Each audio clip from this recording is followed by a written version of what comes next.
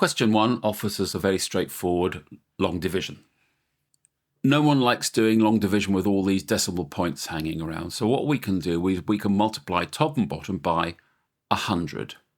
And this turns into 846 divided by 15. Now that's a lot simpler to deal with, so let's set that up. 15 into 84 goes 5 times. 5 times 15 is 75. Those numbers go directly underneath. And we take 75 from 84 and get 9.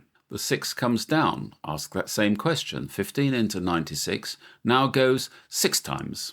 6 15s are 90.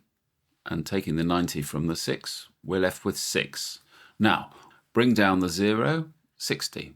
15 into 60 goes exactly 4 times, leaving no remainder. So if I move my sum down to there, so I can say our sum is equal to 56.4. And that's the answer.